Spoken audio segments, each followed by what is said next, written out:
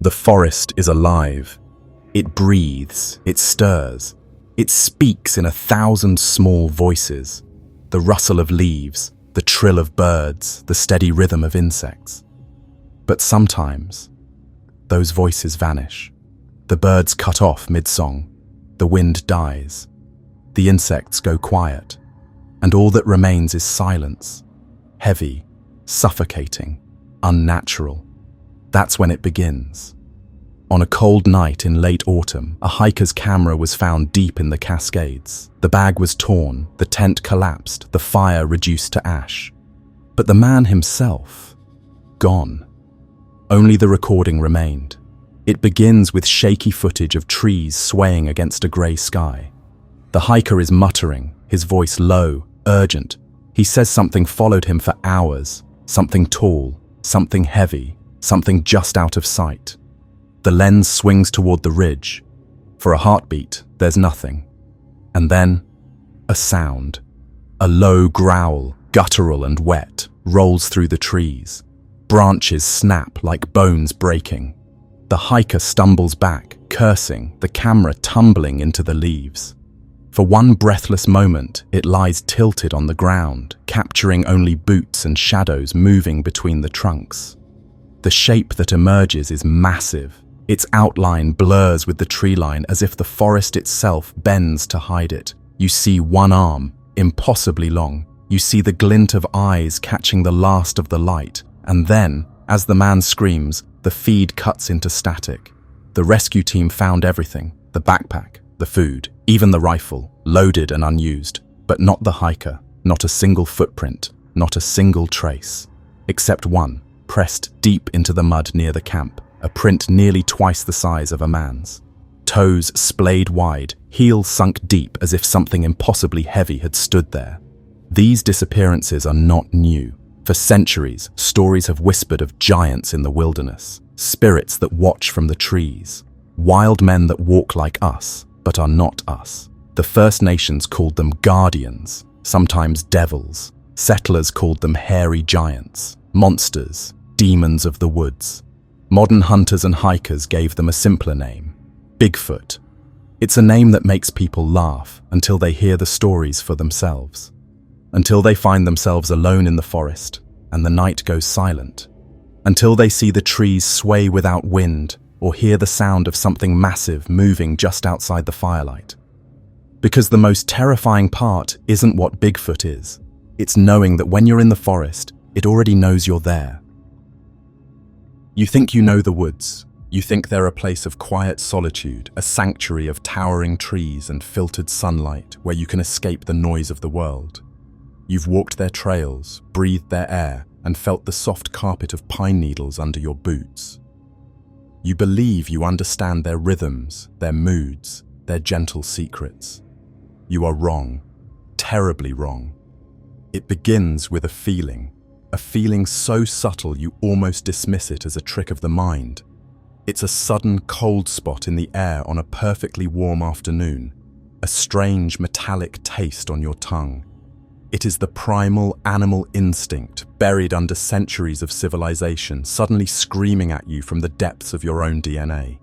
It's a prickling sensation on the back of your neck, the kind that makes the fine hairs stand up, a biological alarm system you forgot you even had. It is the sudden, gut-wrenching, absolute certainty that you are being watched. You stop walking, you hold your breath, straining to listen, and that's when you notice it. The second sign, the one that is impossible to rationalize away, the silence. It's not peace, it's not quiet, it is a profound and unnatural absence.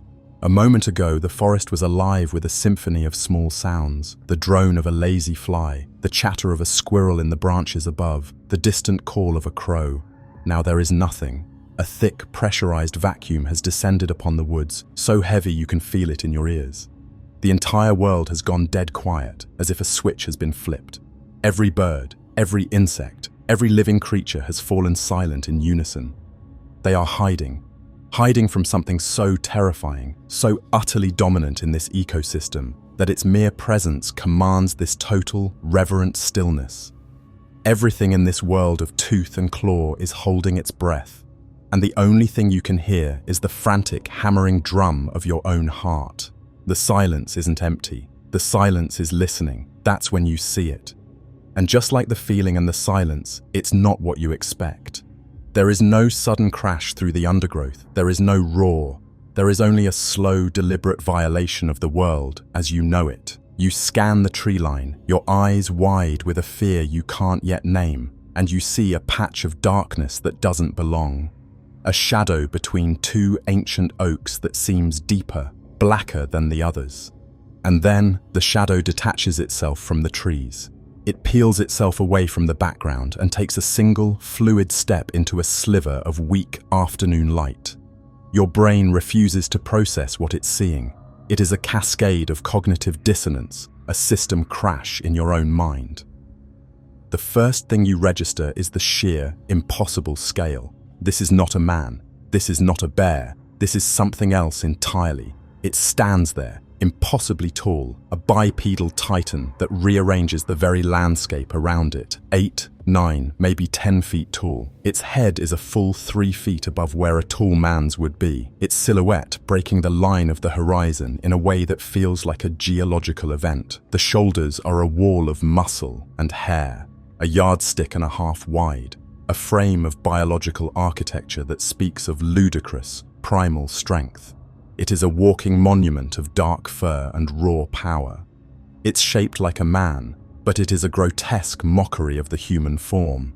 It is an insult, a nightmare sketch of humanity drawn by a malevolent god. The arms are too long, hanging down past its knees, ending in massive shovel-like hands. The head is conical, sitting low on the colossal shoulders with no discernible neck. It stands with its knees slightly bent, a posture of coiled athletic readiness. This is not a man in a suit. A suit cannot replicate the subtle, constant shift of muscle under the skin. A suit cannot replicate the sheer gravitational weight of the thing, the way it seems to have its own center of gravity, pulling the world in around it. It takes another step, and you feel the vibration in the soles of your feet. You are looking at the impossible made flesh. And in that moment, the familiar, comforting woods you thought you knew transform into an alien planet, and you are a trespasser, 1,000 light years from home. And then you smell it. It hits you like a physical blow, a wave of foulness that rolls through the silent air and suffocates you. It's not the simple, earthy smell of a wild animal. It is a violation, a thick, gagging stench that coats the back of your throat, seeps into your sinuses, and makes your eyes water. Your brain struggles to identify it, to put a name to the horror that has just invaded your body.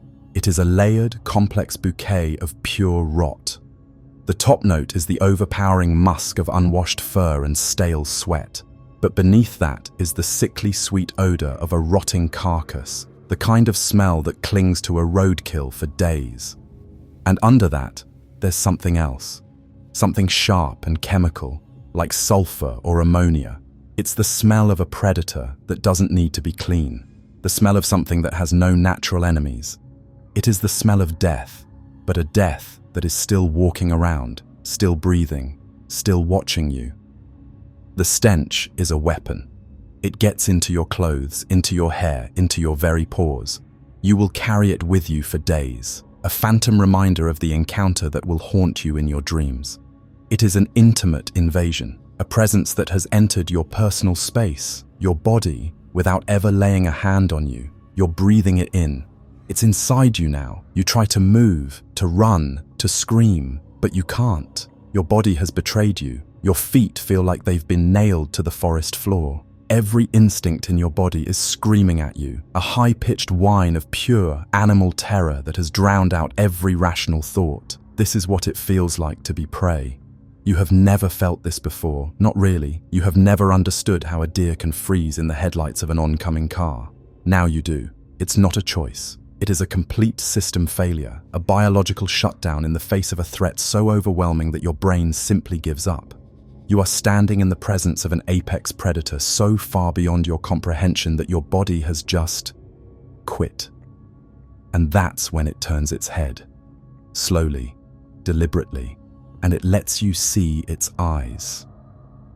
In the deep shade of its heavy brow, you see them. 2 points of light. They are not the vacant, glassy reflection of an animal caught in a beam of light. They are burning. They are their own source of light, a dull internal luminescence, like the coals of a fire that has been banked for 1,000 years. Sometimes witnesses report them as a deep, hellish red. Others a sickly, jaundiced yellow. They do not blink. And they are not the eyes of an animal. An animal looks at you with instinct, hunger, fear, curiosity. These eyes look at you with intelligence. A cold, ancient, and utterly alien intelligence. It is not angry, it is not threatening, it is assessing. It is studying you with a calm, detached curiosity, like a scientist observing a microbe under a microscope. It is taking you apart with its gaze, cataloguing your fear, weighing your worth. It is not surprised to see you here, and in that moment you are struck with a truth so cold and so absolute it nearly stops your heart. It has known you were here the entire time. It has been watching you for minutes, maybe hours. It has been pacing you, silently, through the trees, observing you, learning your rhythms, waiting for the perfect moment to reveal itself. This was not an accident. This was a choice. Its choice. The silence, the impossible shape, the suffocating stench, the burning eyes. It's a calculated, escalating assault on your senses. It's a symphony of terror conducted by a master.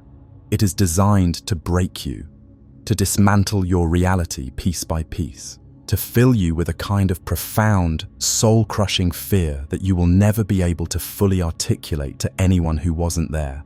A fear that will follow you out of these woods and seep into the quiet moments of your life for years to come. This is the real secret of the forest. This is the truth behind the blurry photos and the campfire tales. Bigfoot isn't just a story you tell to scare your friends. It's not a myth. It's a feeling. It's the sudden cold weight in your stomach when you realize you've walked too far off the trail. It's the rustle in the bushes that sounds too heavy for a deer, too deliberate for a bear. It is the cold, hard, physical proof that we are not the masters of this world. We are not at the top of the food chain. We are just arrogant children playing in a backyard that is far bigger, older, and more dangerous than we can possibly imagine. The most terrifying part of the encounter isn't seeing the creature itself.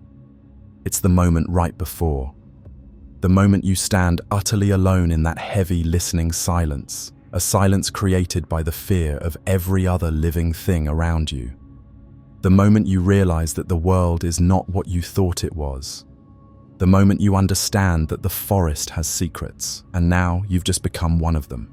The fear you feel, this cold, electric dread that has seized control of your body and mind, this feeling that has turned the familiar woods into a hostile, alien landscape, is not your own. You did not invent it. You are simply the latest vessel for a terror that is as ancient as the stones under your feet and as deep as the roots of the oldest trees on this continent.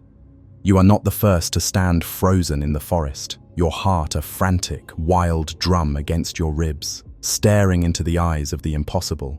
You are just the latest in a long, unbroken line of witnesses, a line that stretches back through the dust of unwritten history into the shadowed, forgotten mists of time itself. Before the crude, clinical name Bigfoot was ever uttered, before the first settler's axe ever rang out like a gunshot in the ancient silence, before our modern world with its bright, sterile maps had paved over the mystery, the first peoples of this land knew. They didn't just believe in it as a quaint piece of folklore, a story to frighten children. They knew. They knew it in the way they knew the changing of the seasons, the movement of the stars, the coming of the tides. Its existence was a fundamental law of their world, a truth as solid and as real as the granite mountains that formed the spine of the continent. It was a presence woven into the very fabric of their reality, into their languages, their ceremonies, their creation myths. They had dozens, hundreds of names for it, each name a key, a different lens through which to view a different facet of its terrifying and complex nature. The names were whispered, spoken with a mixture of reverence and fear, because to speak the name was to summon the attention of the thing itself. It was to send a ripple across a dark, still pool, and you never knew what might rise from the depths to investigate. Imagine a world without the comforting illusion of scientific certainty. A world lit only by the moon and the fire. A world where the vast, dark wilderness that pressed in on all sides of your small village was not an empty space to be explored, but a living, breathing entity filled with intelligences both benevolent and profoundly malevolent. In this world, you learned to listen. You learned that every sound had a meaning, every shadow had a purpose. And you learned, from the time you were a small child huddled by the fire in the longhouse, that humanity was not alone. On the mist-shrouded, rain-lashed coastlines of the Pacific Northwest, where the colossal rainforests crash directly into the violent, churning ocean, the Kwakwaka'wakw told stories of Bukwoos. He was the wild man of the woods. But he was not a simple monster of tooth and claw. He was something far more insidious, far more unsettling. He was a liminal being, a spirit forever trapped at the edge of the world, where the dark, tangled forest met the endless, hungry sea. He was described as shy, perpetually searching, digging for cockles and ghost-white shellfish on the beach with long, gnarled, inhuman fingers. His back was always stooped, his face hidden by a curtain of matted hair. He would offer this strange food to any human who, lost in the fog or foolishly wandering, strayed too far from the safety of their village. Picture it, a young man caught out on the beach as the tide retreats and a thick, disorienting fog rolls in from the sea. The world is reduced to a grey, silent bubble.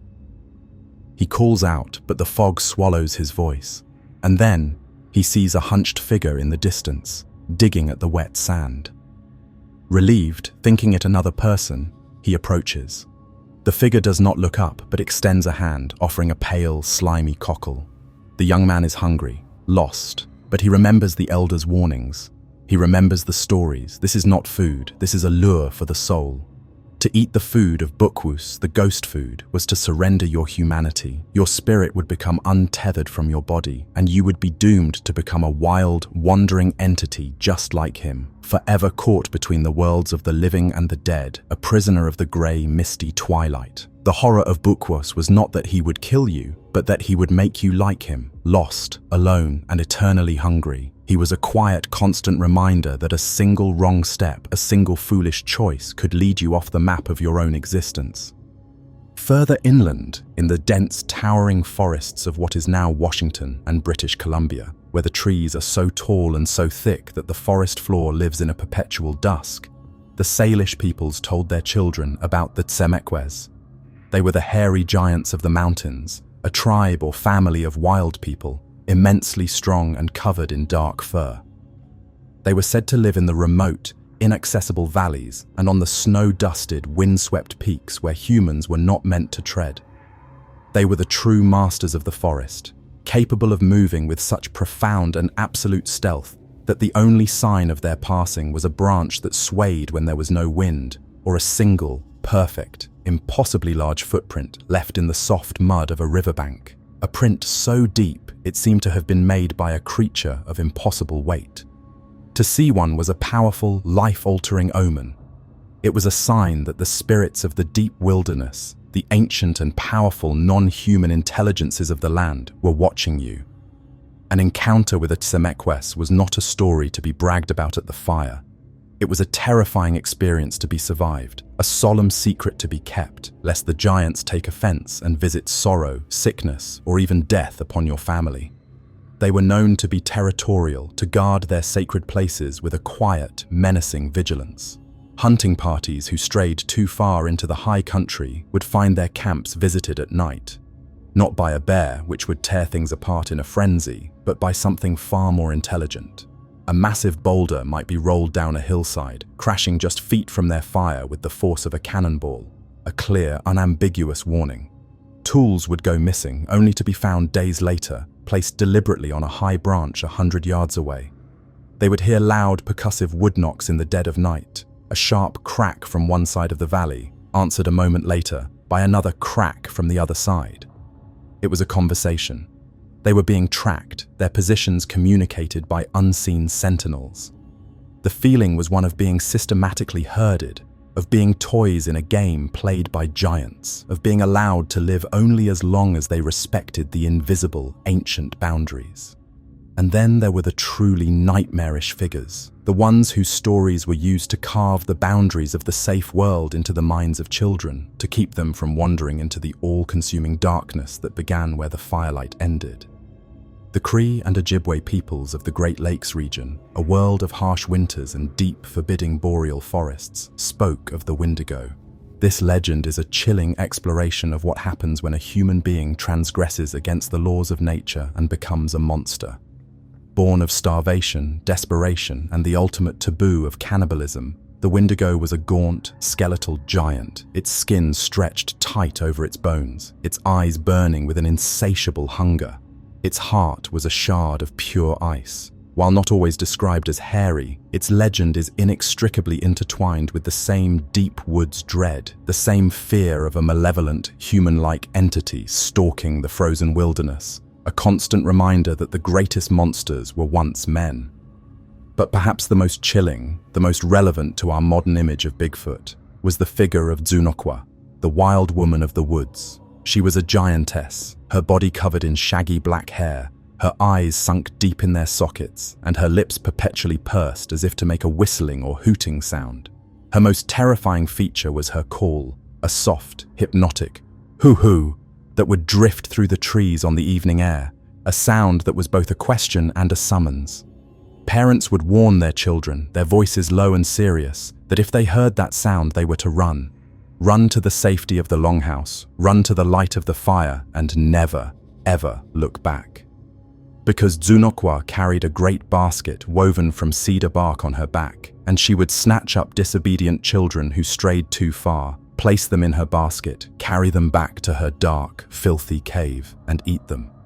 Yet even this terrifying figure was complex. She was also a bringer of great wealth and supernatural power to those heroes who were brave or clever enough to outwit or overcome her. She was chaos and fortune, death and power, all wrapped in one shaggy, terrifying form. She was the wilderness itself, a place that could kill you without a thought, but also the source of all things necessary for life. These were not just campfire tales designed to frighten children. They were lessons in survival, encoded in the powerful language of myth.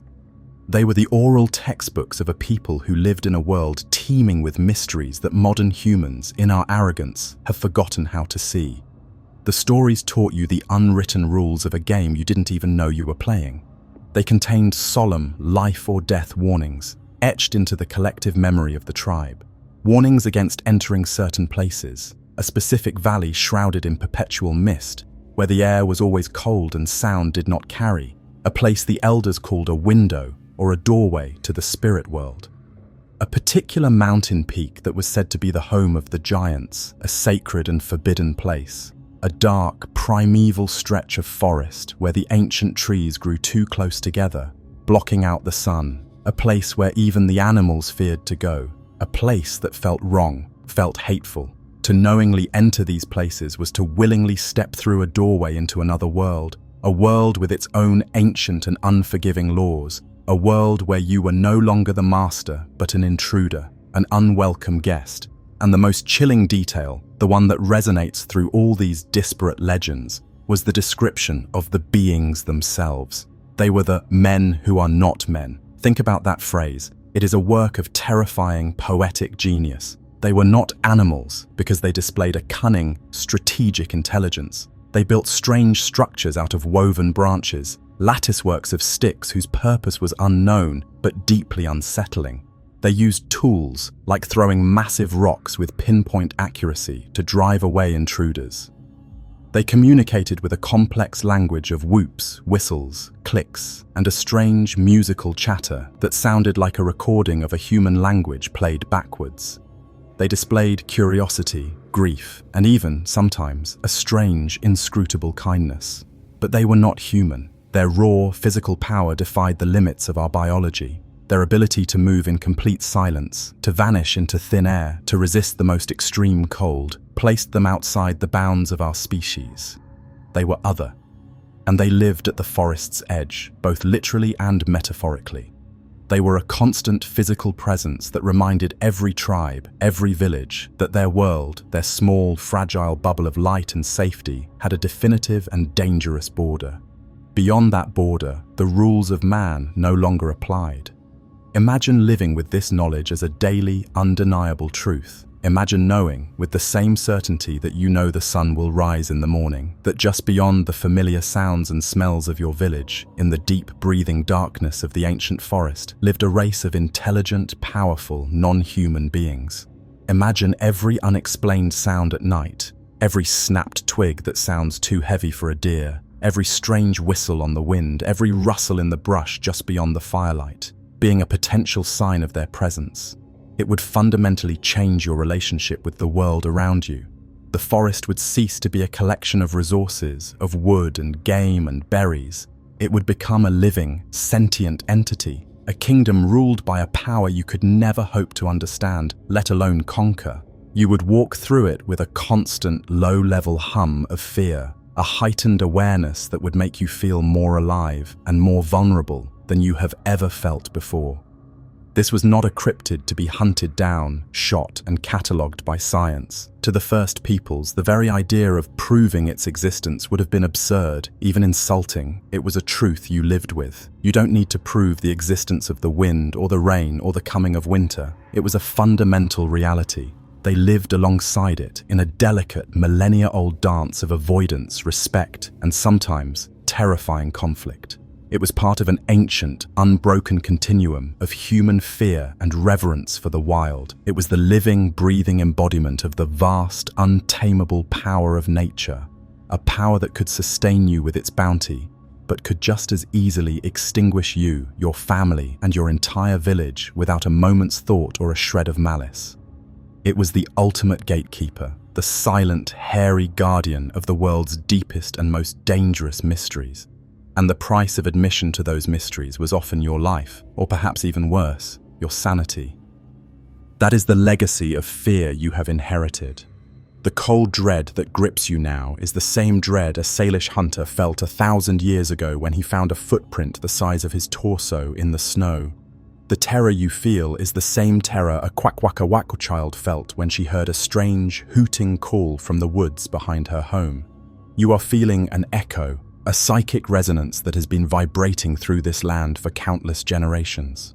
You have just stumbled upon the oldest story on this continent, the story of the men who are not men, who live at the forest's edge, and who are still there, watching, waiting in the silence. Into this ancient breathing world of spirits, rules, and respected boundaries, a new kind of man arrived. He was a creature of iron and will, a man who saw the world not as a mystery to be lived in, but as a problem to be solved. He came with an axe in one hand to clear the forest and a rifle in the other to kill its inhabitants. His eyes, unaccustomed to the deep, primordial shadows of the American wilderness, were filled with a restless hunger for land, for gold, for a future carved out of a world he did not and could not understand. This was the settler, the pioneer, the prospector.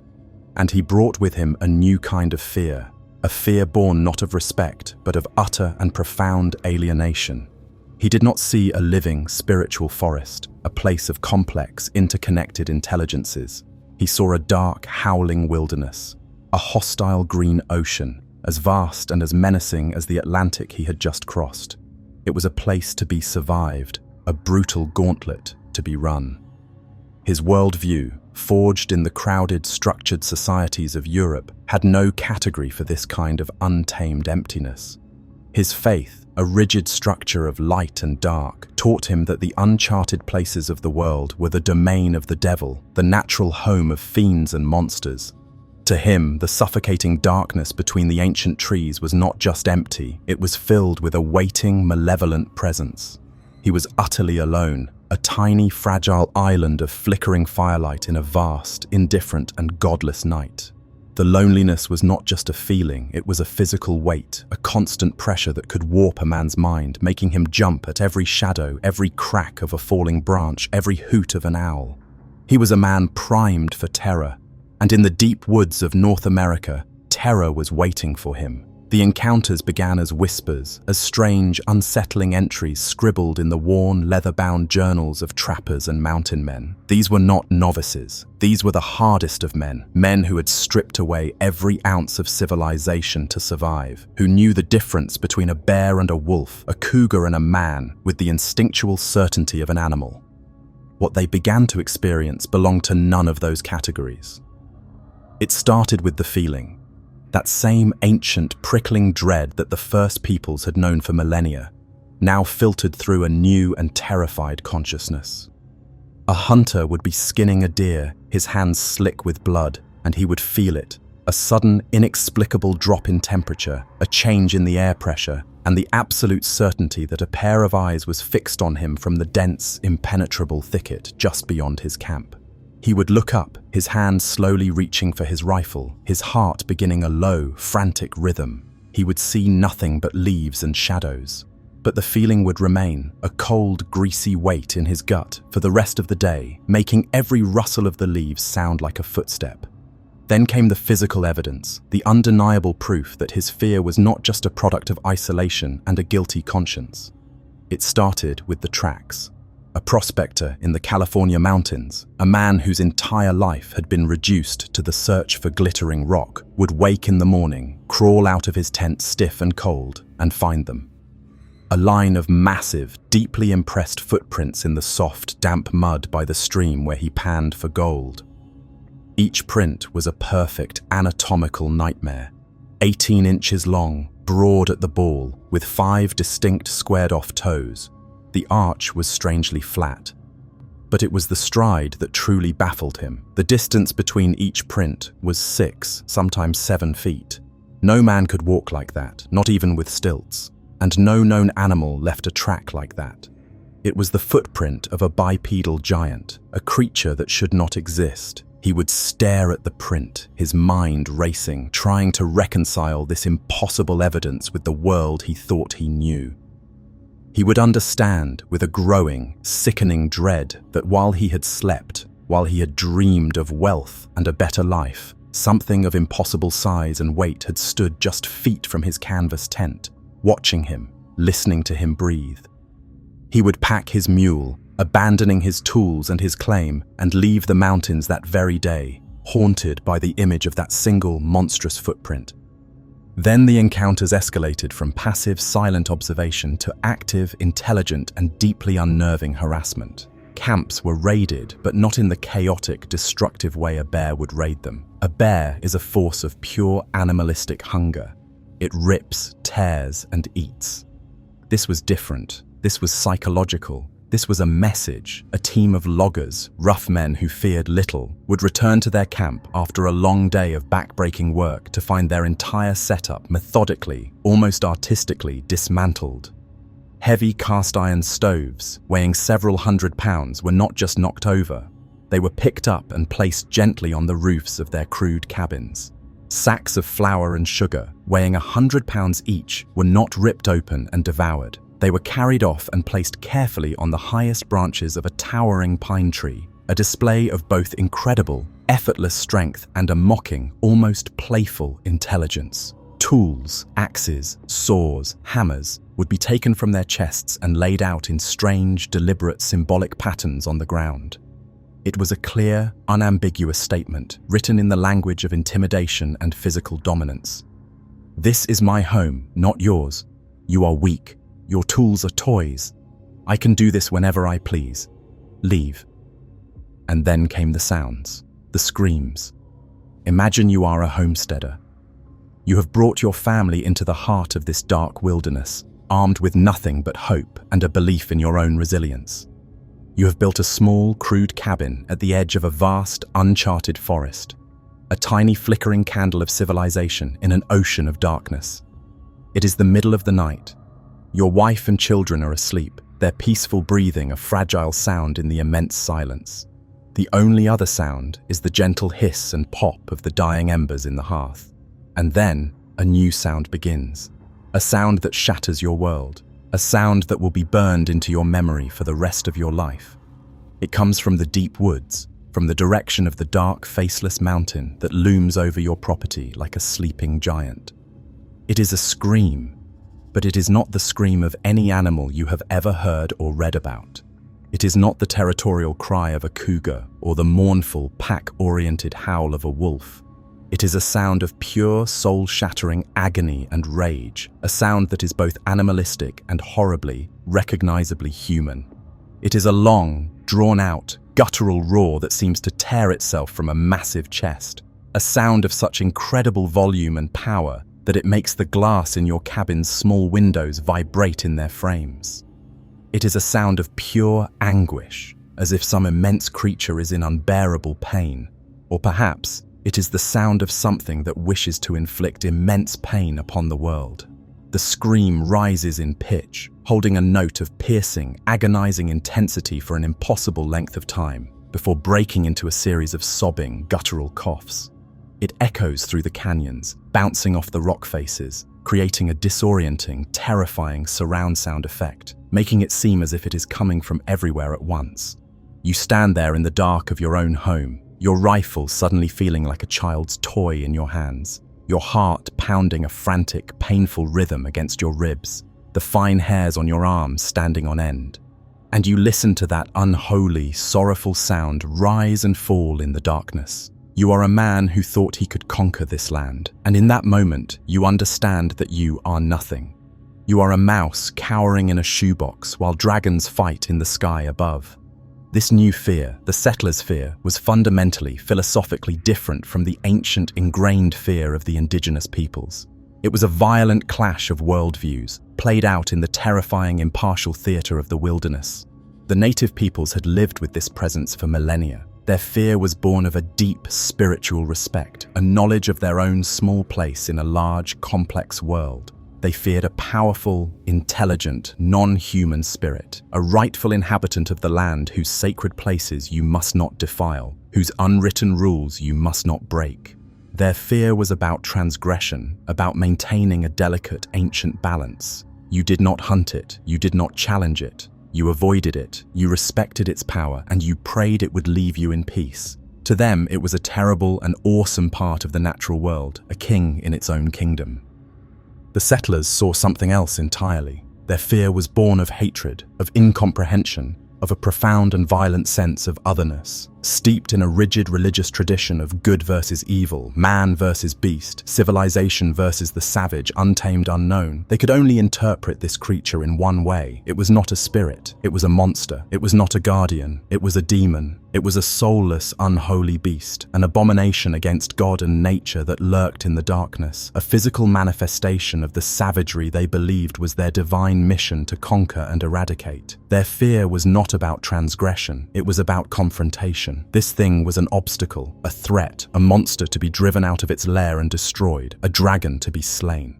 The contrast is stark, yet it reveals a terrifying, unifying truth. The first peoples feared a spirit whose ancient rules they had broken. The settlers feared a monster whose very existence was a sin against their God. One side feared a king whose sacred territory they had invaded. The other feared a devil whose unholy wilderness they had entered. The reasons for their fear were worlds apart, shaped by their culture, their religion, and their fundamental relationship with the land. But the object of their fear, the source of the screams in the night and the giant footprints in the mud and the oppressive, watchful silence in the woods, was exactly the same. Both sides, the ancient inhabitants and the new conquerors, looked into the same dark woods and saw something looking back at them with intelligent, non-human eyes. And that shared terror, that uncanny agreement from two opposing ends of the human experience, creates a profound and chilling sense of unease.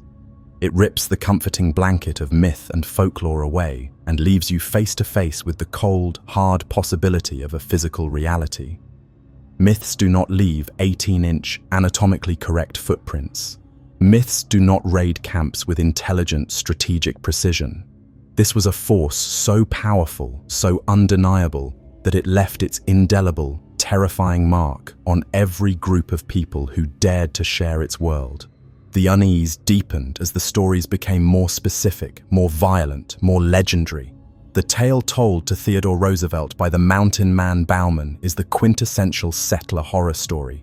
It is not a tale of spiritual transgression. It is a brutal physical account of a hunting trip gone wrong, of a monster that stalks and kills a man, leaving his body broken and mangled. It is a story of man versus beast, where the beast wins a terrifying, decisive victory, a story that serves as a grim warning about the real, physical dangers of the wilderness. And the strange, fleeting story of Jacko, the creature supposedly captured by a train crew in British Columbia, is the ultimate parable of the settler mindset. Their first, immediate instinct was to capture it, to cage it, to put the monster on display, to reduce the magnificent, terrifying mystery of the wilderness to a sideshow attraction. And its subsequent, complete disappearance from the historical record is perhaps even more unsettling than its capture. Did it escape, using its incredible strength to tear its cage apart?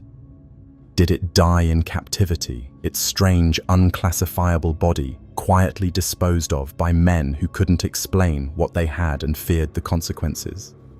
Or did they look into its intelligent, unreadable, perhaps even sorrowful eyes and realize with a dawning horror that what they had trapped in a cage was not a simple animal, but something more?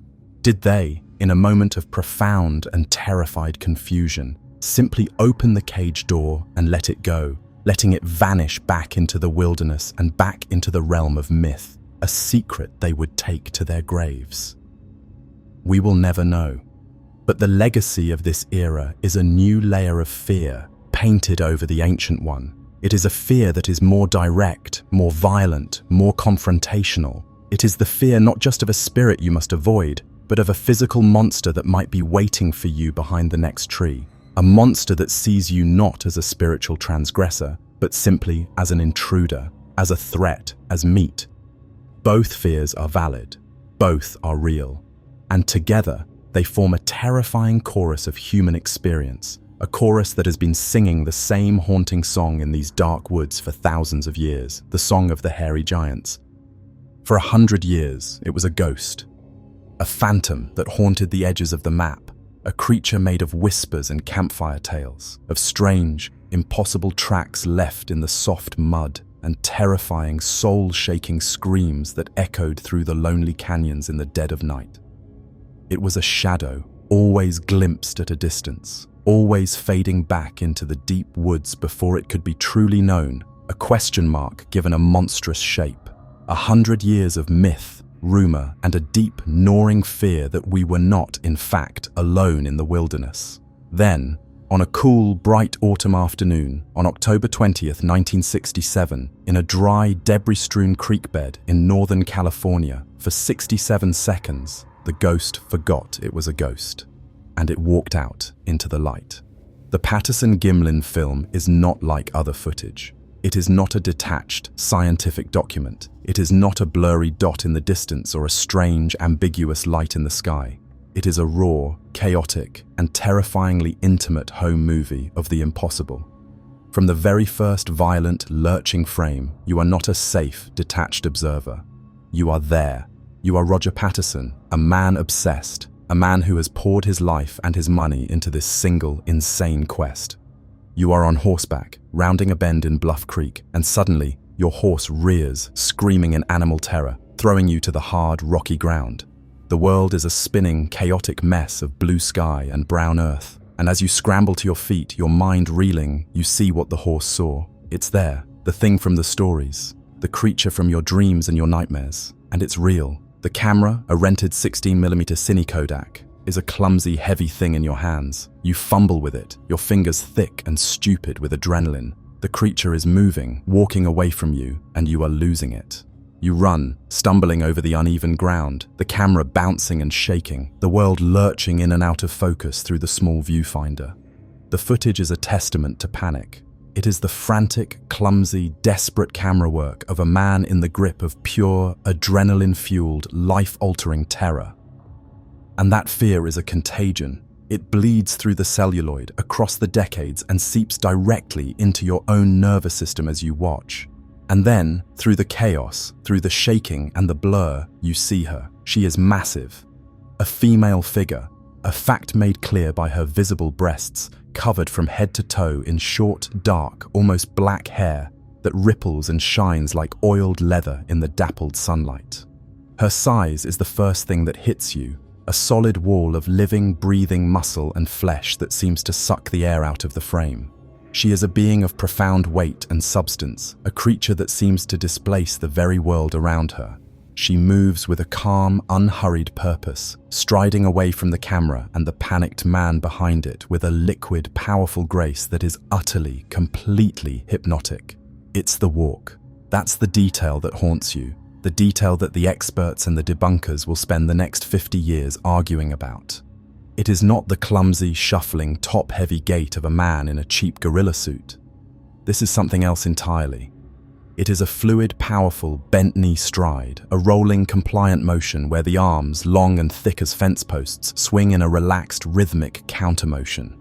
It is a perfect biomechanical engine of forward momentum. Her massive leg muscles, especially the quadriceps and glutes, flex and bunch visibly under the hairy skin with every single step.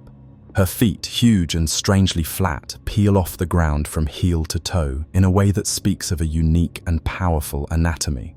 It's a walk that feels ancient, a form of locomotion that seems to belong to a different branch of the evolutionary tree, a perfect adaptation to moving quickly and efficiently over rough, broken terrain. It is utterly alien, and yet horribly, recognizably primate, horribly familiar. She moves through the debris-strewn creek bed, a chaotic landscape of fallen logs, rocks, and tangled roots, without ever once looking down at her feet. Her feet navigate the uneven ground with an instinctual, confident ease, the way you or I would walk across a familiar room in the dark. She is not running. She is not panicked. In fact, she seems almost annoyed, bothered, as if she's been interrupted during her daily private routine by the sudden, noisy appearance of these two clumsy, panicking apes on their horses, and is now simply walking away with an air of dismissive power and utter contempt. And then comes the moment. The single iconic moment in time that has been analyzed, debated, celebrated, and ridiculed more than almost any other. The moment that has been burned into our collective nightmare for over half a century. Frame 352. As she strides away, reaching the edge of the creek bed and preparing to re-enter the deep shadows of the forest, she does something that elevates the footage from a mere curiosity to a work of high art horror.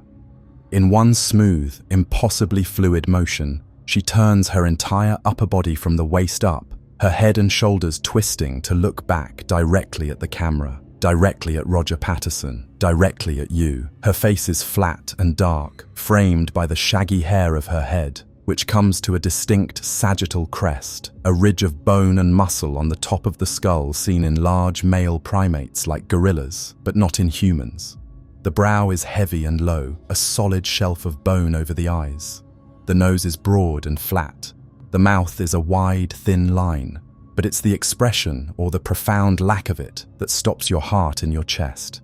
There is no anger, there is no snarl of aggression, there is no fear, there is just a calm, dismissive, almost pitying look. A look of weary contempt, as if she is looking at something pathetic, something insignificant. Her dark, unreadable eyes, deep set beneath that heavy brow, stare right through the camera lens, right through the 50+ years of time, and lock onto yours. And in that single, eternal stare, 1,000 questions are asked, and none are answered. What are you? Why are you here in my home? Do you have any idea what world you have just stumbled into? Do you have any concept of how fragile you are? The look is not a threat. It is a statement of fact. It is the look a human gives an ant before deciding whether or not to step on it.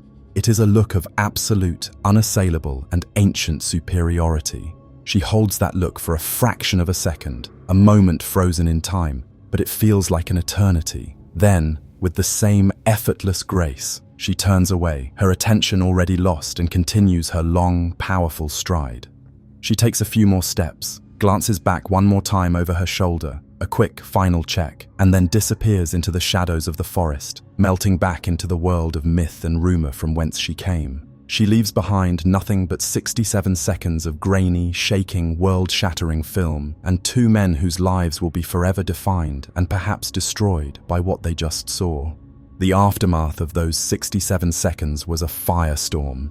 People have spent a lifetime, fortunes, and their professional reputations trying to tear this footage apart. They've brought in the best of the best, Hollywood special effects artists from Disney and Universal, the very men who created the most convincing ape costumes of the era. Many of them, like John Chambers, the genius behind Planet of the Apes, would look at the film and quietly confess that they had no idea how it was done, that the muscle movement and the anatomy on display were beyond the capabilities of the technology of 1967. They brought in biomechanics experts, scientists who spent their lives studying the way things move. They analyzed the gait, the center of gravity, the limb proportions. Many concluded that the creature's walk, its compliant gait, was not something a human could easily, or perhaps even possibly, replicate. They pointed to the visible muscle flexion, the way the creature's mass shifted with each step, and argued that it was consistent with a real, living biological entity, not a man walking around in a padded suit. They brought in FBI forensic examiners to study the film for any signs of tampering, of optical illusions, of a hoax. They found none. They even brought in primatologists like the renowned Dr. Grover Krantz, a man who staked his entire academic career on the film's authenticity. Krantz spent years studying casts of the creature's alleged footprints, and when he saw the film, he saw a perfect, living match. He saw the way the creature's foot bent mid-tarsal, a flexibility lost in modern humans but present in apes, a detail he argued would be impossible for a hoaxer to even know about, let alone fake. But for every expert who leaned towards authenticity, there was another who screamed hoax. They argued that the creature's hair seemed too uniform, its breasts too unnatural. They pointed to the convenient chaos of the camera work as a classic sign of misdirection. They found men who claimed to have sold Roger Patterson a gorilla suit. They found other men who claimed to have worn the suit. But their stories always crumbled under scrutiny. The suits they produced didn't match the creature on the film. Their timelines didn't add up. The accusations always felt thin, desperate, an attempt to rationalize away the terrifying possibility that the thing on the film was real. But in the end, it doesn't matter if you believe it's real or not. The film's true, enduring power isn't in its authenticity. Its power is in its raw, unsettling, and deeply personal atmosphere. It is a perfect celluloid ghost story. It is a 67-second portal into the heart of a modern myth. It captured, for one fleeting, terrifying moment, the feeling that every credible witness has tried and failed to adequately describe: the profound shock, the adrenaline-fueled terror, the humbling awe, and the deep, soul-shaking feeling of seeing something you know with every fiber of your being should not exist. It took 100 years of whispers, of vague shapes in the dark, of fleeting glimpses, and it gave them a face. A walking, breathing, and terrifyingly real face. And that is why it will never, ever go away. It is a piece of cursed media, a film that asks a question that, perhaps, we are better off not knowing the answer to. It is a mirror, and when we look into it, we see a strange, dark, hairy reflection of ourselves, looking back from the edge of a forgotten world, a world we thought we had conquered long ago. They brought in FBI forensic examiners to study the film for any signs of tampering, of optical illusions, of a hoax. They found none. They even brought in primatologists like the renowned Dr. Grover Krantz, a man who staked his entire academic career on the film's authenticity. Krantz spent years studying casts of the creature's alleged footprints, and when he saw the film, he saw a perfect, living match. He saw the way the creature's foot bent mid-tarsal, a flexibility lost in modern humans but present in apes, a detail he argued would be impossible for a hoaxer to even know about, let alone fake. But for every expert who leaned towards authenticity, there was another who screamed hoax. They argued that the creature's hair seemed too uniform, its breasts too unnatural. They pointed to the convenient chaos of the camera work as a classic sign of misdirection. They found men who claimed to have sold Roger Patterson a gorilla suit. They found other men who claimed to have worn the suit. But their stories always crumbled under scrutiny. The suits they produced didn't match the creature on the film. Their timelines didn't add up. The accusations always felt thin, desperate, an attempt to rationalize away the terrifying possibility that the thing on the film was real. But in the end, it doesn't matter if you believe it's real or not. The film's true, enduring power isn't in its authenticity. Its power is in its raw, unsettling, and deeply personal atmosphere. It is a perfect celluloid ghost story. It is a 67-second portal into the heart of a modern myth. It captured, for one fleeting, terrifying moment, the feeling that every credible witness has tried and failed to adequately describe: the profound shock, the adrenaline-fueled terror, the humbling awe, and the deep, soul-shaking feeling of seeing something you know with every fiber of your being should not exist. It took 100 years of whispers, of vague shapes in the dark, of fleeting glimpses, and it gave them a face. A walking, breathing, and terrifyingly real face. And that is why it will never, ever go away. It is a piece of cursed media, a film that asks a question that, perhaps, we are better off not knowing the answer to. It is a mirror, and when we look into it, we see a strange, dark, hairy reflection of ourselves, looking back from the edge of a forgotten world, a world we thought we had conquered long ago. They brought in FBI forensic examiners to study the film for any signs of tampering, of optical illusions, of a hoax. They found none. They even brought in primatologists, like the renowned Dr. Grover Krantz, a man who staked his entire academic career on the film's authenticity. Krantz spent years studying casts of the creature's alleged footprints, and when he saw the film, he saw a perfect, living match. He saw the way the creature's foot bent mid-tarsal, a flexibility lost in modern humans but present in apes, a detail he argued would be impossible for a hoaxer to even know about, let alone fake. But for every expert who leaned towards authenticity, there was another who screamed hoax. They argued that the creature's hair seemed too uniform, its breasts too unnatural. They pointed to the convenient chaos of the camera work as a classic sign of misdirection. They found men who claimed to have sold Roger Patterson a gorilla suit. They found other men who claimed to have worn the suit. But their stories always crumbled under scrutiny. The suits they produced didn't match the creature on the film. Their timelines didn't add up. The accusations always felt thin, desperate, an attempt to rationalize away the terrifying possibility that the thing on the film was real. But in the end, it doesn't matter if you believe it's real or not. The film's true, enduring power isn't in its authenticity. Its power is in its raw, unsettling, and deeply personal atmosphere. It is a perfect celluloid ghost story. It is a 67-second portal into the heart of a modern myth. It captured, for one fleeting, terrifying moment, the feeling that every credible witness has tried and failed to adequately describe: the profound shock, the adrenaline-fueled terror, the humbling awe, and the deep, soul-shaking feeling of seeing something you know with every fiber of your being should not exist. It took 100 years of whispers, of vague shapes in the dark, of fleeting glimpses, and it gave them a face. A walking, breathing, and terrifyingly real face. And that is why it will never, ever go away. It is a piece of cursed media, a film that asks a question that, perhaps, we are better off not knowing the answer to. It is a mirror, and when we look into it, we see a strange, dark, hairy reflection of ourselves, looking back from the edge of a forgotten world, a world we thought we had conquered long ago. After the screams die down, after the adrenaline in your blood is replaced by a cold, persistent dread, after the grainy, shaking footage spools to its inevitable, unsatisfying end, the human mind is left with a desperate, burning, and fundamentally human need for an answer. We are creatures of category and explanation. We build walls of logic to keep the chaos of the unknown at bay.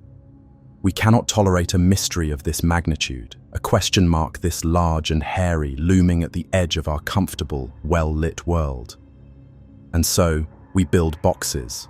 We construct theories, tidy, manageable explanations designed to contain the monster, to shrink it down to a size we can comprehend, to slap a label on it and file it away. But this creature, this phenomenon, this living paradox, refuses to be caged. Every box we build for it, no matter how logical or how outlandish, proves to be too small, too simple, too brittle. The thing itself just slips through the bars, a shadow in the shape of a man, leaving us alone in the dark with our incomplete, deeply unsatisfying, and increasingly terrifying answers. The first and most logical box we build is the scientific one. It's the neatest, the cleanest, the one that requires the fewest leaps into the unknown. This is the cryptid theory, the flesh and blood hypothesis. The theory is, on its surface, simple and elegant. Bigfoot is a creature of biology. It is an undiscovered species of great ape, a surviving relic of the Pleistocene, a North American cousin to the Gigantopithecus, the 10-foot-tall primate whose fossilized jawbones have been found in the caves of Asia. It is a shy, intelligent, and incredibly rare animal that has managed, through a combination of superior stealth, profound intelligence, and the sheer, staggering vastness of the North American wilderness, to avoid official discovery by a clumsy, noisy, and arrogant modern science. It eats, it sleeps, it breeds, and it dies, just like any other animal on this planet. This theory feels safe. It is a comforting blanket in the face of the monstrous. It turns a nightmare into a specimen.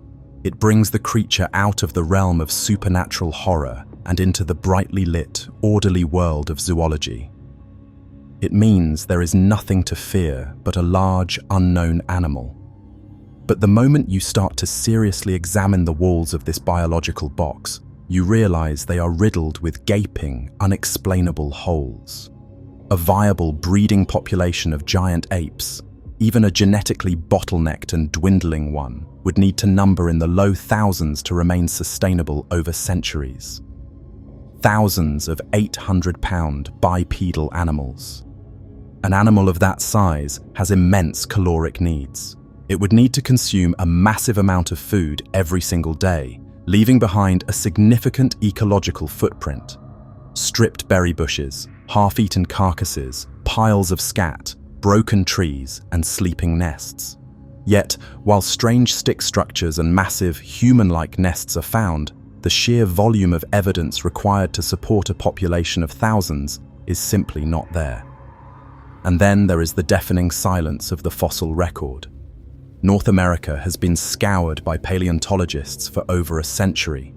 We have found the delicate bones of tiny prehistoric rodents and the massive skeletons of dinosaurs.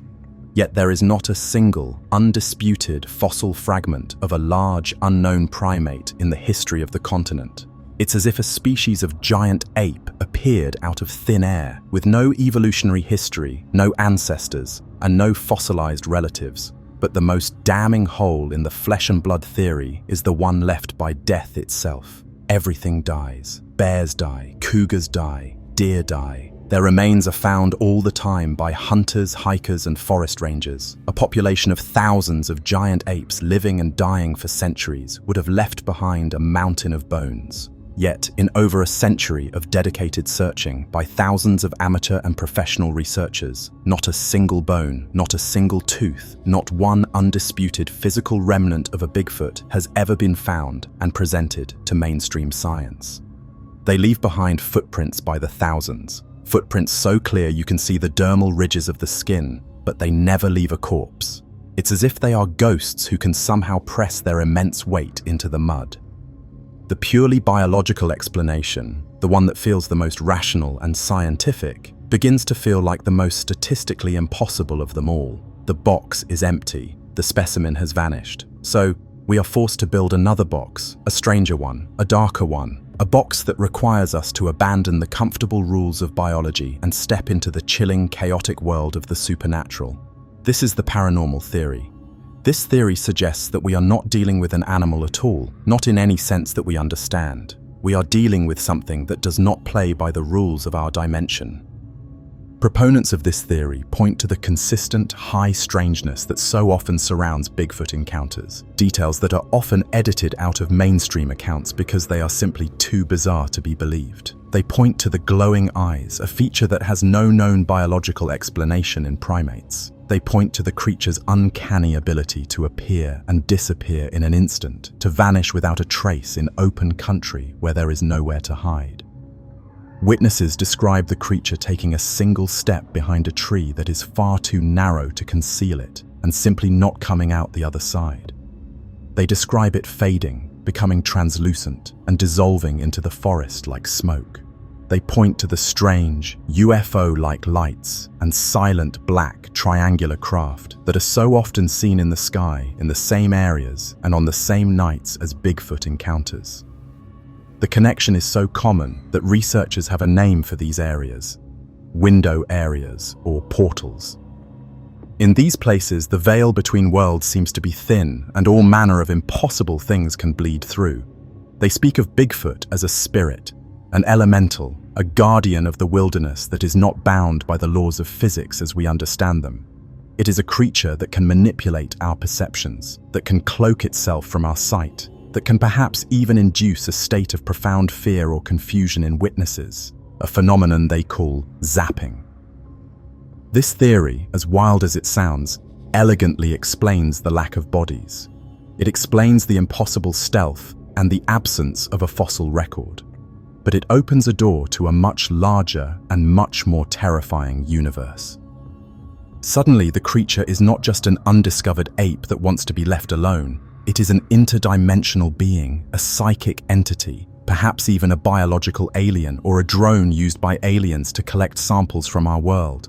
It is something that can potentially read your thoughts, influence your decisions, and step in and out of our reality at will. The fear is no longer about a simple physical threat in the woods. It's about a profound metaphysical one. The forest is no longer just a forest. It is a doorway to other realities, and Bigfoot is the terrifying, hairy gatekeeper. But this theory, too, feels incomplete. Spirits don't need to eat. Interdimensional beings don't leave behind 18-inch anatomically correct footprints with dermal ridges and flexion creases. A ghost can't snap a 3-inch thick pine tree in half with a sound like a rifle shot. A phantom can't throw a 300-pound boulder across a ravine with enough force to shake the ground. The paranormal box can't contain the sheer, brutal, undeniable physicality of the creature. It smells, it screams, it bleeds when it is shot. It is, by all accounts, intensely, violently real. And so, in our desperation for a rational answer, we build the final box, the safest, most condescending, and perhaps most arrogant one of all. This is the psychological theory. This theory states that Bigfoot does not exist out there, in the woods. It exists in here, in the dark, uncharted wilderness of the human mind. It is a product of our own psychology. It is mass hysteria, a modern myth, a campfire story that has gotten out of hand. It is, as the academics would say, a cultural construct. Every sighting is a simple misidentification, a bear standing on its hind legs, a person in a hoaxer's suit, a strange shadow, a trick of the light, and an overactive imagination. Every scream in the night is just the cry of a cougar or a fox, amplified and distorted by our own primal fear of the dark. The footprints are all hoaxes, clever fakes stamped into the mud by legions of dedicated silent pranksters. This theory is comforting. It is a warm, well-lit room in a house haunted by monsters. It puts us back in control. The world is safe, known, and predictable. There are no giant apes. There are no interdimensional beings. There are only mistaken and mistaken people. But this box, this final refuge of the skeptic, is the most fragile of them all. It requires you to believe that thousands of credible, ordinary witnesses, hunters, police officers, doctors, teachers, lawyers, loggers, people from all walks of life who have nothing to gain and everything to lose by telling their fantastic stories, are all, without exception, either liars or fools. It requires you to dismiss the remarkably consistent, intricate details in their accounts, told by people who are separated by decades and thousands of miles. It requires you to believe that a hallucination can leave behind physical evidence, that a product of mass hysteria can be captured, however briefly, on 67 seconds of grainy film that has stumped some of the best minds in Hollywood and forensic science. Can a trick of the light stalk a family in their rural home for months on end, leaving footprints around their house every single night? Can a bear in the woods learn to mimic human whistles with perfect pitch, or knock rhythmically on the walls of a cabin? Can a simple misidentification exert a palpable psychic pressure that causes every animal in a forest to fall silent? The psychological box insults the witnesses, but more importantly, it ignores the vast, inconvenient mountain of evidence that simply doesn't fit. It is an explanation that explains nothing. Each theory explains a piece of the puzzle, but none of them can explain the whole thing. The creature is too biological to be a spirit, too paranormal to be a simple animal, and far, far too real to be just a figment of our collective imagination. It seems to exist in the liminal spaces between our categories, in the cracks of our carefully constructed understanding of the world. It is a walking, breathing paradox. And this is the final, most unsettling realization of all. The theories aren't solutions, they are just different doors into the same dark, windowless room. Whether it's an undiscovered ape that is so intelligent it can outwit our entire global civilization, a paranormal entity with unknown powers and an unknowable agenda, or a fundamental flaw in our own sanity that makes us see intelligent monsters in the shadows, the conclusion is the same. There is something profoundly and terrifyingly wrong with the world as we know it. The theories don't bring you comfort. They don't give you an answer. They just leave you feeling more and more unsettled, more and more lost. They leave you with the chilling, creeping realization that the truth might be a horrifying, impossible combination of all three. And that the monster is not in any of the boxes we've built for it. It's still out there, in the woods, a thing of flesh and blood, a thing of spirit and shadow, a thing of our deepest fears, watching us and waiting.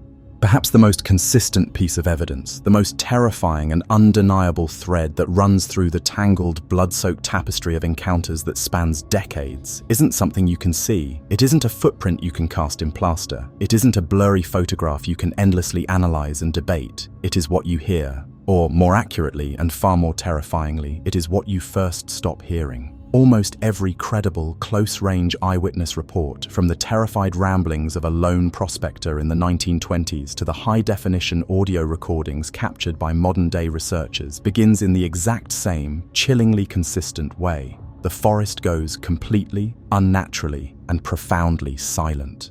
Imagine this. Let yourself be there. You've made it through a long, grinding week in the sterile, fluorescent-lit world of concrete and deadlines. This weekend is your escape, your reward, your pilgrimage back to something real. You're camping. You've driven for hours, then hiked for miles, pushing yourself deeper and deeper into the vast green cathedral of a national forest, miles from the nearest road, a world away from the nearest ring of a cell phone. The sun has finally set, a spectacular, violent death that has painted the western sky in bruised, bleeding shades of purple and orange. The air, which was warm and hazy during the day, is now growing cool and crisp, carrying the clean, sharp scent of pine needles and damp earth. You have a small, well-behaved fire going, its flames a mesmerizing, dancing partner against the encroaching chill and the deepening twilight. The world around you is alive with sound.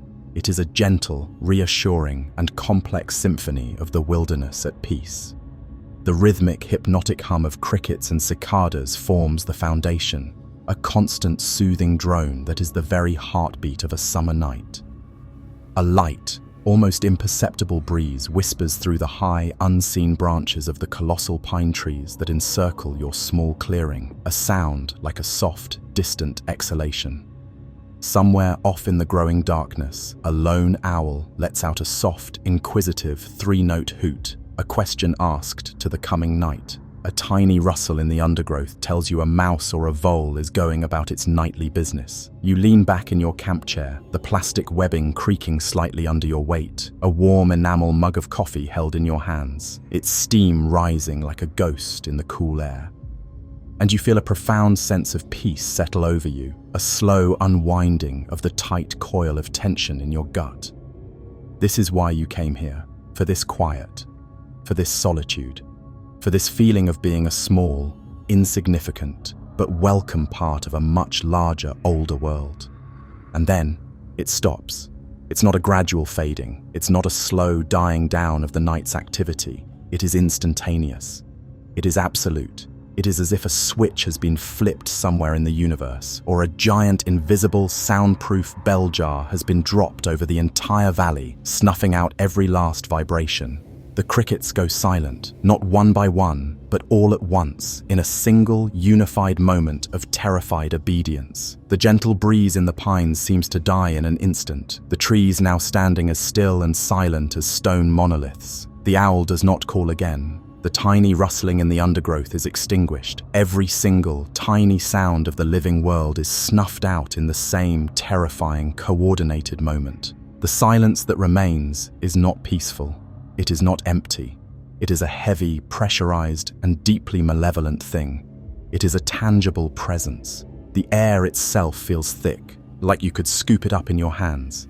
You can feel it pressing on your eardrums, a low, subsonic hum that is more of a feeling than a sound. It is the kind of silence that makes you acutely, horribly aware of the sound of your own body. The wet, slick sound of your eyes blinking. The faint, high-pitched ringing in your ears. The sound of the blood rushing through your own veins. Your own breathing, which was silent and unnoticed a moment ago, now sounds like a blacksmith's bellows. A ragged, desperate gasping for air in a world that has suddenly become a vacuum. The frantic, sudden thumping of your own heart is a war drum, a panicked, frantic message being beaten out against the inside of your ribs, announcing your terror to whatever is listening in the stillness. You sit bolt upright in your chair, every muscle in your body tensed and locked, your half-full coffee mug frozen halfway to your lips. Your senses are screaming, every nerve ending on fire, your pupils dilated, trying to pierce the suffocating darkness that has just become a physical wall around you. The ancient, animal part of your brain, the reptilian core that still remembers being hunted in the long, dark nights of prehistory, has taken complete, brutal control. It understands what is happening before your modern, rational mind can even begin to formulate a question. Everything in this forest is hiding. Every living thing, from the smallest insect to the largest deer, has simultaneously and instinctively frozen, holding its breath, praying for invisibility. They are hiding from a predator so dominant, so utterly and unquestionably at the top of the food chain, that its mere presence commands this total, reverent and terrifying stillness. It is the ultimate display of apex authority, and you, with your brightly colored tent and your crackling, attention-grabbing fire, are the only thing in this entire forest that is not hiding. You are a beacon, you are a spotlight, you are the center of attention. That's when you hear the first footfall. It comes from just beyond the fragile, flickering ring of your firelight, from the deep, impenetrable blackness under the trees to your left. It's not the sound of a deer with its delicate, four-legged, twig-snapping steps. It's not the sound of a bear with its heavy, shuffling, clumsy gait.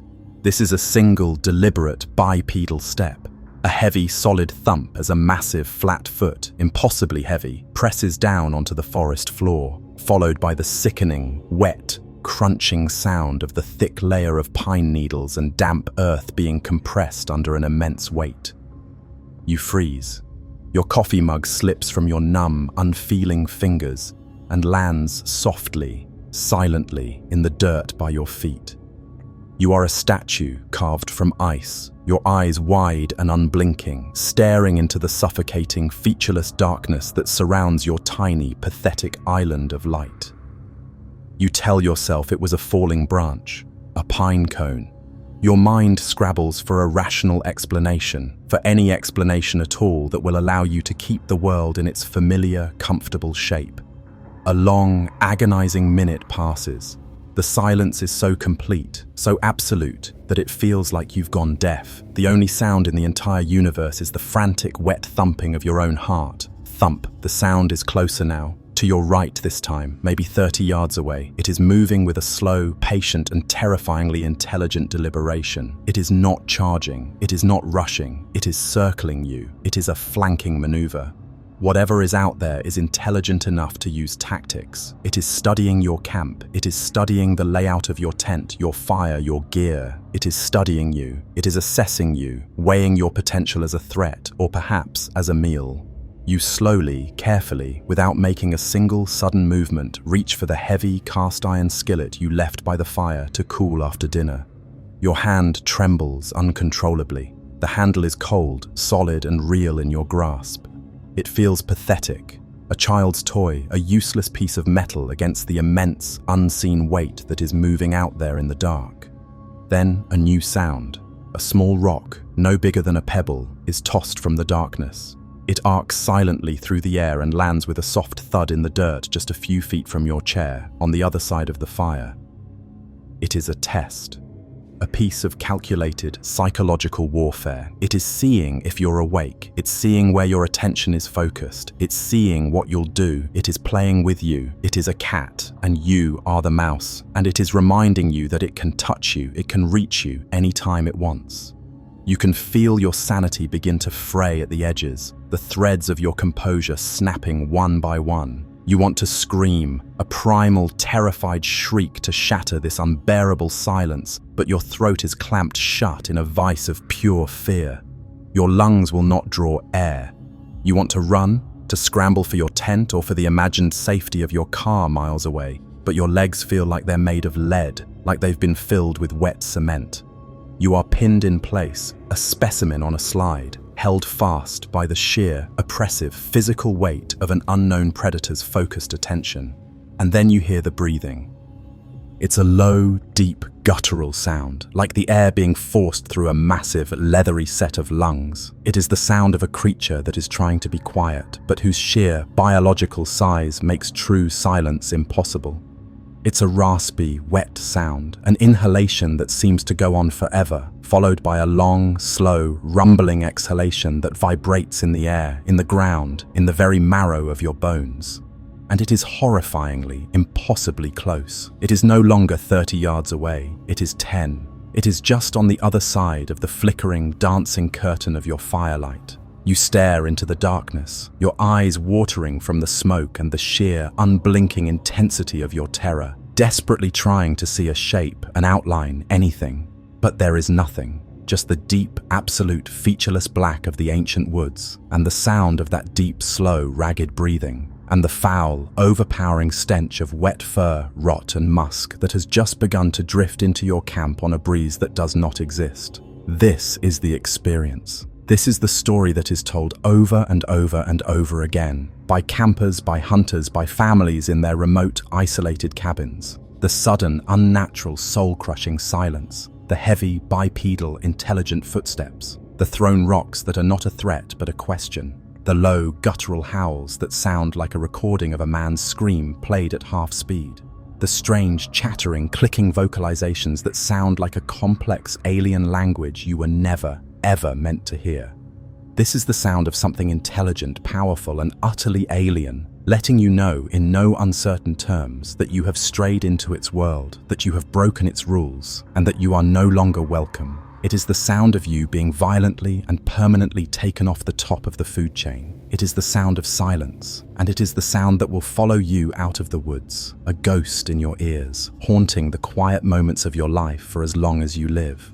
Do not make the grave mistake of thinking this is history. Do not comfort yourself with the dangerously naive idea that these are just old stories, ghost tales from a simpler, more superstitious time before the world was fully mapped, catalogued, and brightly lit by the unblinking eye of satellites. This is not a ghost from the past. The fear is not fading. In fact, in our hyper-modern world of ubiquitous surveillance, of trail cams that can see in the dark, of pocket-sized devices that can record high-definition video and audio, the encounters are becoming more frequent, more aggressive, and more terrifyingly documented than ever before. This is happening right now, tonight. As you sit in the safety of your home, under the illusion of your control, the story is still being written, in screams and in silence, in the dark places just beyond your own backyard. The stories no longer come from the faded, ink-blotched pages of a long-dead trapper's journal, or the embellished boasts of a mountain man in a smoky frontier tavern. They come from the frantic, breathless, and digitally recorded 911 calls of suburban homeowners whose manicured lawns and vinyl fences border a dark, inconvenient patch of woods. They come from the corrupted audio files on a lost hiker's GoPro, where the last 30 seconds of a beautiful panoramic mountain vista are violently overlaid with a sound that rips the air apart, a sound that is half the shriek of a woman being murdered and half the roar of a bull elephant, a sound that no known animal on this continent can produce.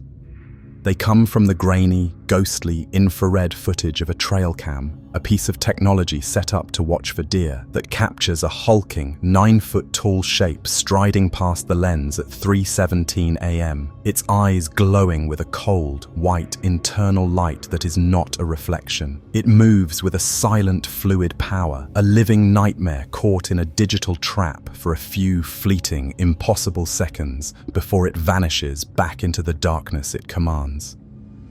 The very nature of the encounters seems to have changed. They feel bolder, more brazen, more confrontational. It is as if the creature's patience with our noisy, encroaching world is wearing thin. A pair of kayakers, a young couple seeking a romantic afternoon on a remote, glacier-fed river in Washington state, are suddenly and violently pelted from above with a shower of large, jagged rocks. The stones, some as large as a human head, are thrown with incredible force and pinpoint accuracy, crashing into the water around their small, fragile boats with the impact of cannonballs. They look up at the high, sheer cliffside above them and see nothing but trees and rock.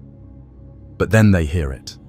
A series of deep, guttural roars echoing from the unseen heights, a sound of pure, unrestrained territorial rage.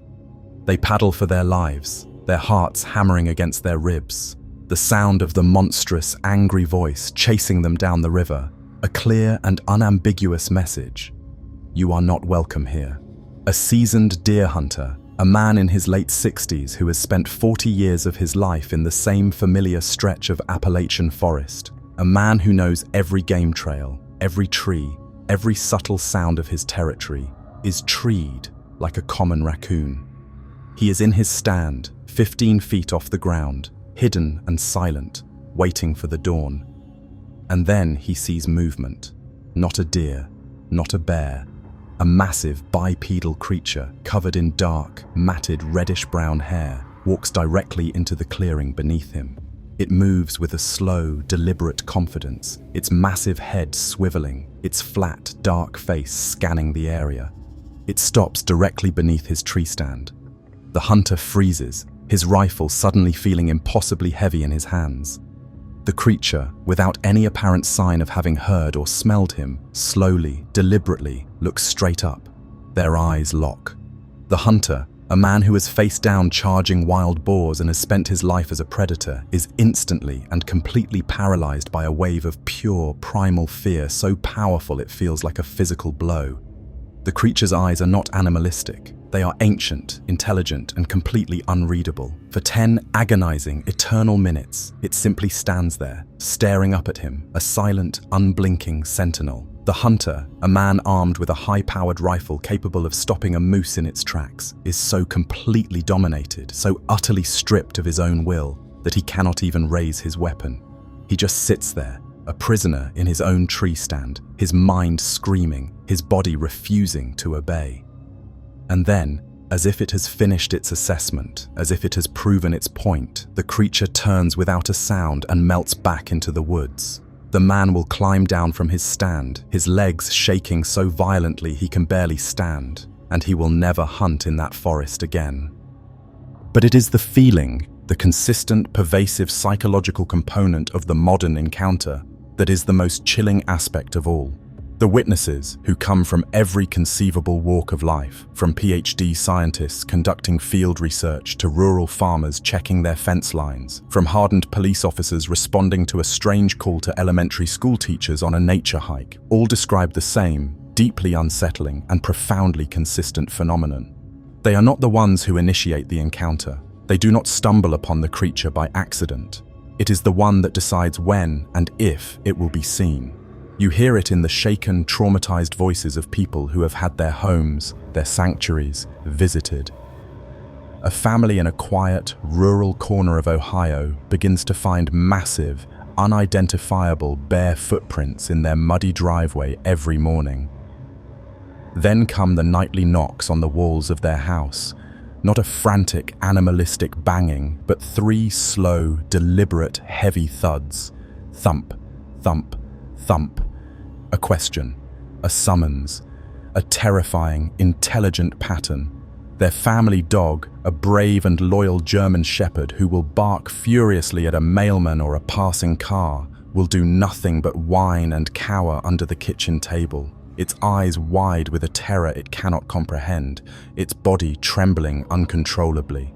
The family feels like they are specimens in a cage, their lives, their routines, their every move being studied day and night by an unseen, intelligent, and infinitely patient observer. They start to hear a strange, low-frequency humming or chattering sound just outside their children's bedroom windows late at night, a sound that seems to vibrate the very walls of the house. They are no longer living in their home, they are trapped in it, prisoners in a psychological experiment being conducted by an entity they cannot see and cannot begin to understand.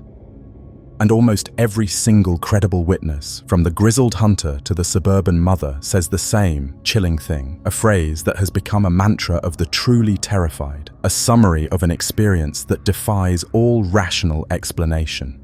It knew I was there long before I knew it was there. A young woman, an experienced hiker, is on a solo trek deep in the Sierra Nevada mountains. She is making good time on a familiar trail, feeling strong and at peace. And then she is overwhelmed by an inexplicable, crushing wave of pure dread. The feeling is so powerful, so out of place, that it stops her in her tracks. She turns around, her heart suddenly pounding, and only then does she see it. 100 yards behind her on the trail, standing motionless between two massive sequoia trees, is a towering, dark, hairy shape. It is simply watching her. She realizes with a sickening, cold wave of horror that it hasn't just appeared. It hasn't been following her in the traditional sense. It has been escorting her. It has been shadowing her silently for miles, and only now, for reasons of its own, has it decided to let her know she is not alone. The encounter is not an accident. It is a deliberate revelation. It is a display of absolute mastery over its environment and over her. She slowly backs away, her eyes locked on the silent, unmoving figure until she turns a bend in the trail. And then she runs, a frantic, desperate flight that does not end until she reaches the safety of her car. This introduces the most terrifying idea of all, the one that rips away the last comforting notion that this is just a shy, reclusive, and misunderstood animal that simply wants to be left alone. This is not an animal. This is intelligence. A strategic, calculating, and profoundly alien intelligence. The modern encounters taken as a whole suggest a being that is not just reacting to our presence, but actively studying us, testing us, and perhaps even toying with us. The thrown rocks are not just random acts of aggression, they are a form of communication, a way to test our reactions, to gauge our courage or our fear. The wood knocks are a complex, long-distance language. The silent visitations to homes are a form of intelligence gathering. The creature isn't just an animal that exists in the world, it's a creature that chooses. It chooses when to be silent and when to scream. It chooses when to remain a shadow and when to step out, in all its terrifying glory, into the light. It chooses who is allowed to see it and who is not. Think about the implications. If this is a real biological entity, then it is an intelligent, non-human species that has been living alongside us, hidden for the entirety of our history. It has watched us grow from a scattered, primitive species into a global, technological civilization. It has watched us build our cities, our highways, our satellites, and it has, through its superior intelligence and its complete mastery of its environment, remained a secret. It is the ultimate intelligence operative, a ghost in our own backyard. The encounter, then, is not an accident. It is a communication. It is a controlled leak of information. And the message, whether delivered through a thrown rock, a terrifying scream, or a silent, patient stare, is always the same. It is a raw, terrifying, and undeniable display of power. It is a reminder, delivered with brutal, surgical efficiency in the middle of our safe, modern, and arrogant world, that we are not the masters of this planet. That there are still places where our rules do not apply, where our technology is a useless toy, and where we are, and have always been, second. The creature isn't hiding from us. It is simply choosing not to be found, and sometimes just to remind us who is really in charge, just to keep the ancient fear alive in our collective memory. It decides to let one of us see. It decides to let one of us live to tell the tale.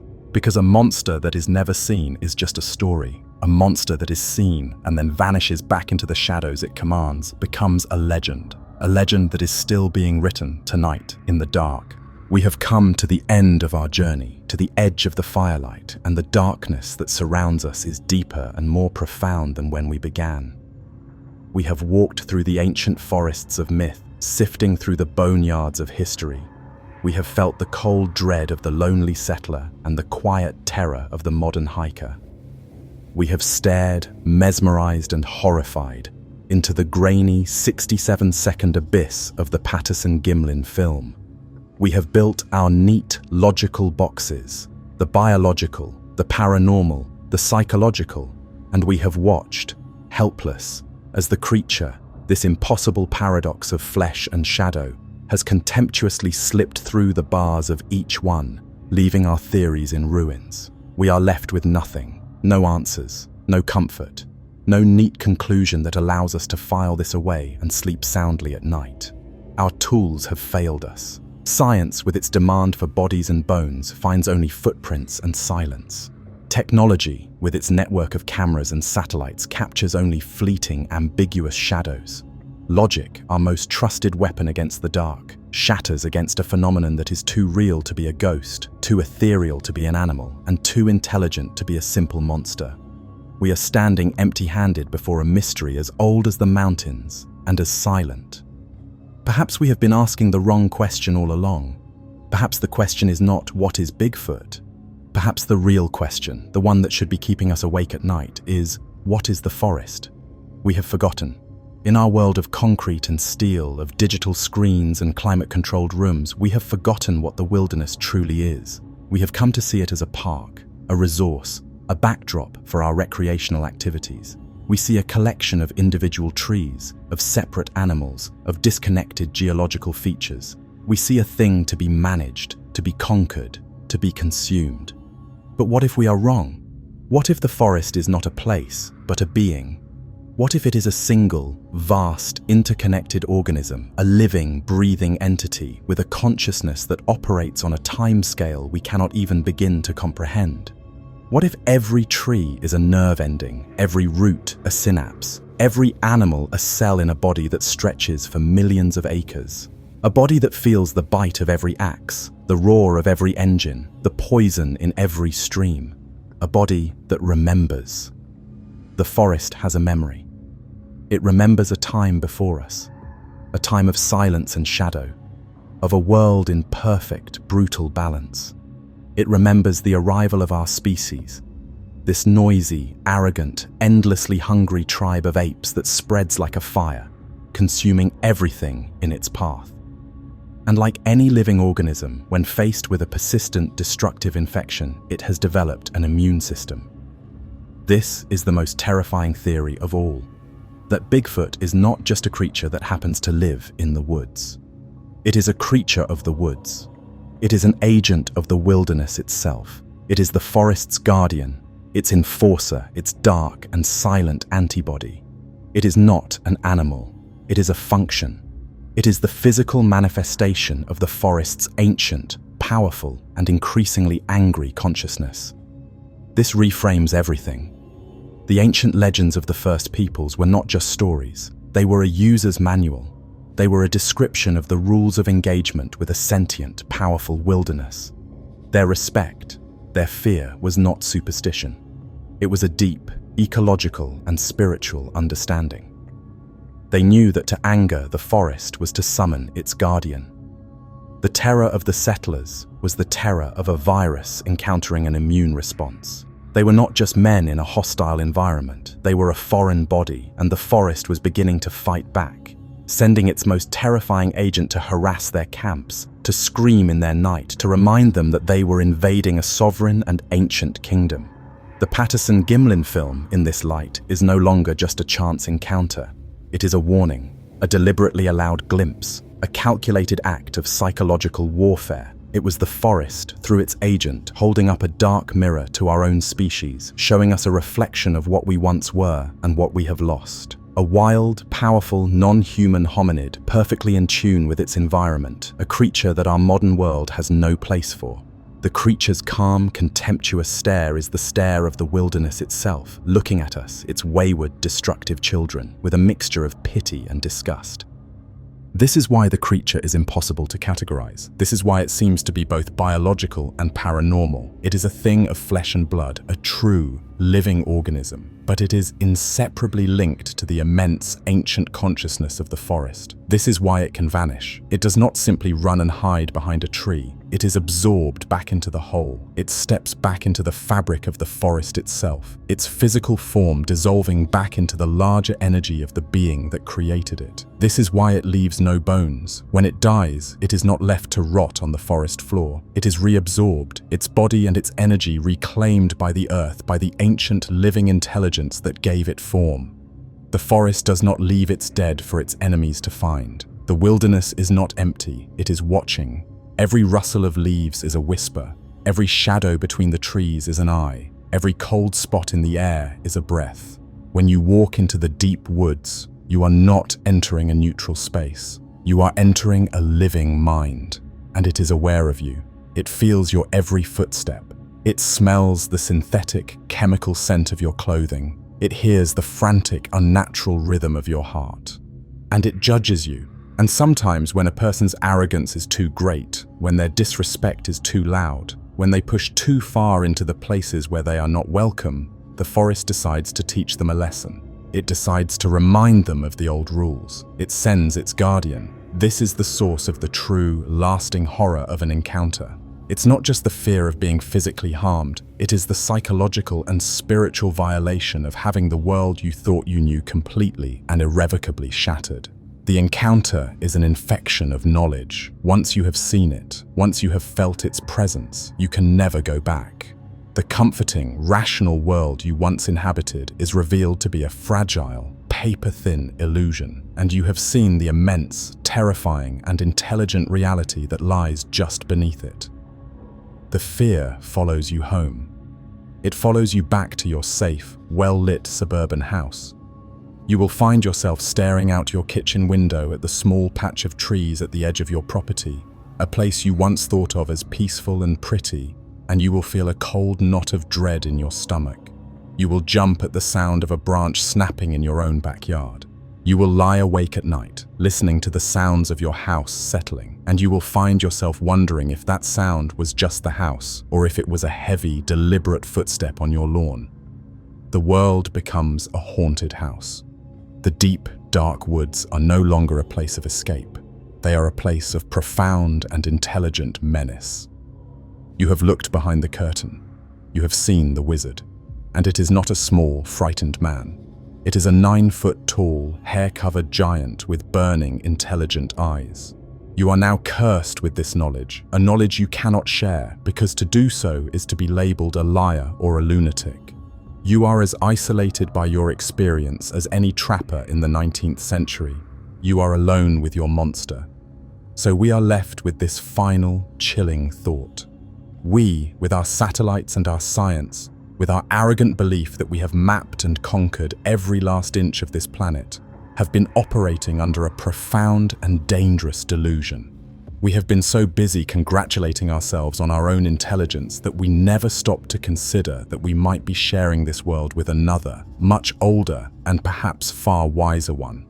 We have spent a century searching for this creature, crashing through the woods with our cameras and our guns, convinced that we are the hunters and it is the hunted. We have debated its existence, analyzed its footprints, and treated it like an animal to be captured and put on display. But what if we have had it backwards the entire time? What if the strange stick structures are not just random nests, but a form of language, or markers, or even symbols in a vast, continent-spanning system of communication? What if the thrown rocks are not just acts of aggression, but a form of testing, a way to gauge our intelligence, our courage, our reactions? What if every encounter, from the briefest glimpse to the most terrifying, prolonged haunting, is a deliberately controlled experiment? What if we are the ones being studied? What if this ancient, intelligent, and powerful species has been watching us silently from the shadows of the forest for the entirety of our history?